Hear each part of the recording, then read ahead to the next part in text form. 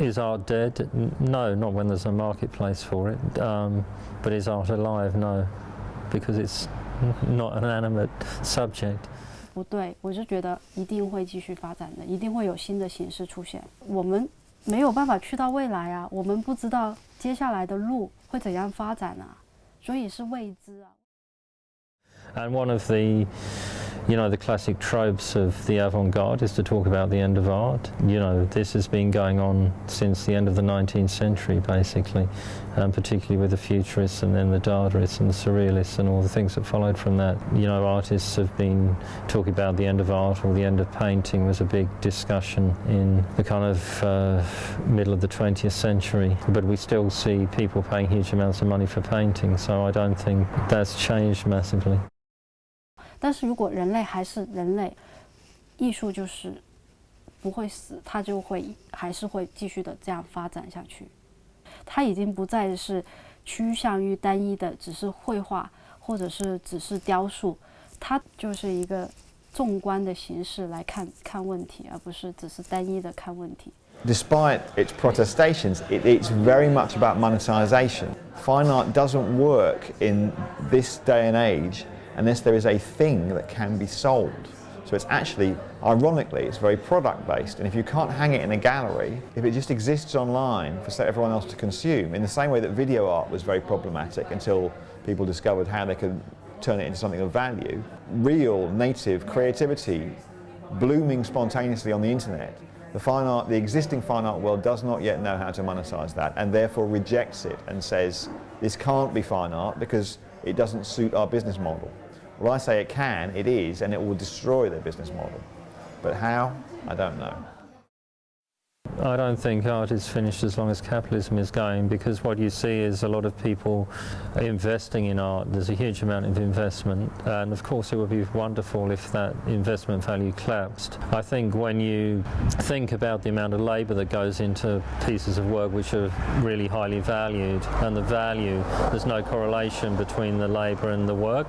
But when you think about the art production system as a whole and all the artists who are unsuccessful and all the labour they put into works that don't make money, and you think that the few pieces within the system then valorize that work, then you can make sense of the prices. But there's also a series of collectors, a small coterie of collectors who have a really vested interest in maintaining the value of their collections, and so they'll kind of rig the market. And obviously there's already talk of artists kind of doing insider bidding for their own work. I mean, all these kind of rumours go around, but nothing is very much proved.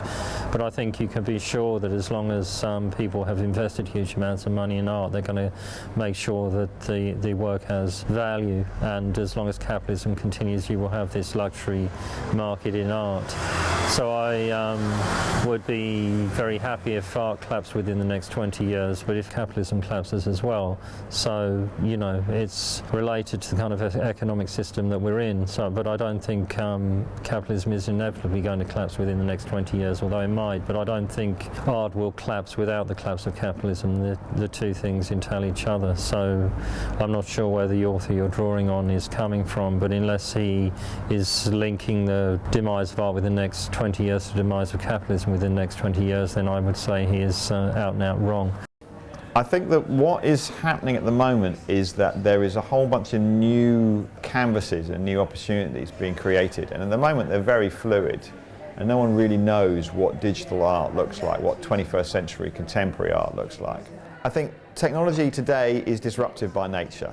10 years ago people would say, no, technology doesn't disrupt. The publishing industry will never change, the music industry will never change, the interior design industry will never change, education models will never change, and they're all being proved wrong one by one. And now I think there is a consensus that what is currently happening is that everything is being remodeled and refashioned. Now it will then settle, and what's happening in publishing, for example, is a new model is currently being generated, or indeed the music industry, because that was one of the first things to fall. We are actually seeing exactly how will the music industry function post-digital. And it's still not worked out quite yet, but it's pretty near the end of the transition. In other areas, and fine art is one of them, that transition isn't yet finished. and it hardly begun, in fact. And I think in education it's still fairly young. And in some industries it's not really penetrated yet. But the nature of where we're at is constant change, constant innovation, constant disruption. So yes, I think that's inevitable, really. And it's very exciting and it's very overstimulating. You know, I think we have to embrace it and move forward and enjoy it, because there's clearly something very fundamentally magical happening. Everybody responds to the new opportunities that have emerged in the last 10 years, and everybody responds positively. It's not ever going to go backwards. It's here to stay. We have to move beyond it. There are bad things and good things, and our responsibility as a species is to try and make sure that we stay on the good side, really. I don't think there's a huge relationship between art and technology. I mean, obviously technology is not neutral and it influences how we operate in the world. You see people making art with different technologies, but you also see a fetishization of obsolete technology.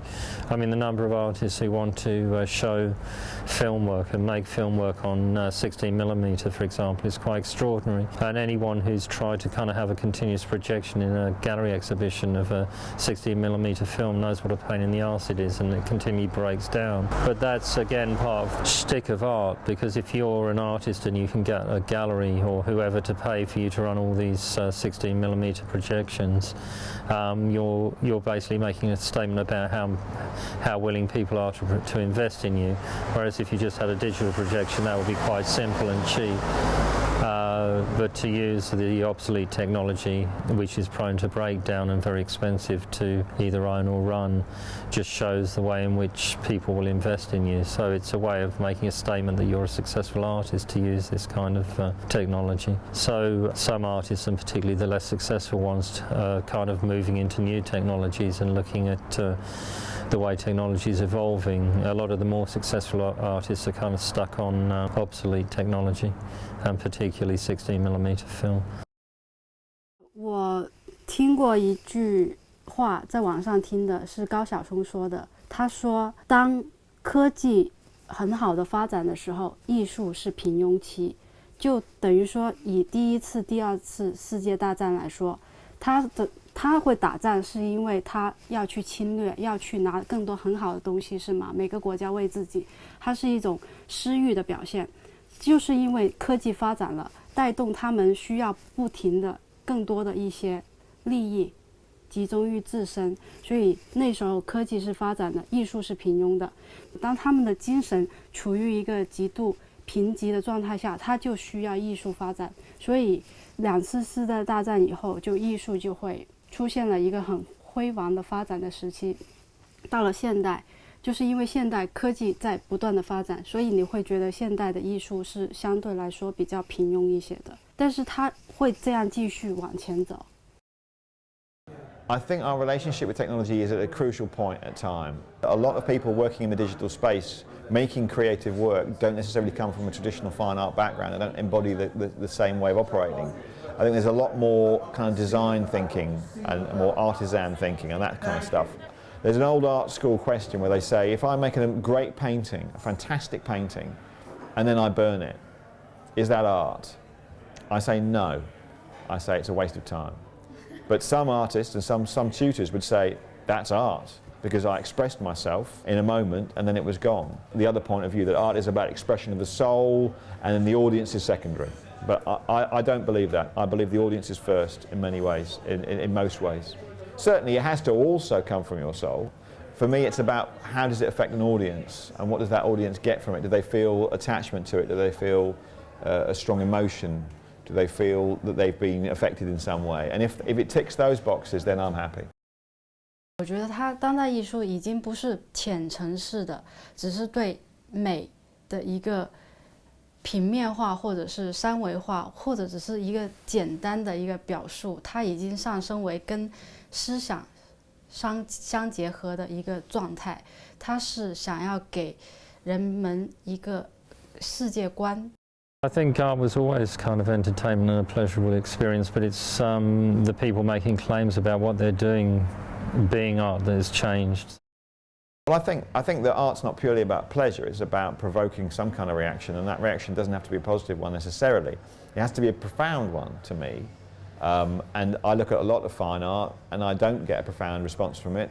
So I think that, I mean, I like art with a capital A. I think a film can be as profound as a painting. It can only be a good thing for humanity, technology, as long as we have creative practitioners using their skills well and positively. So do it.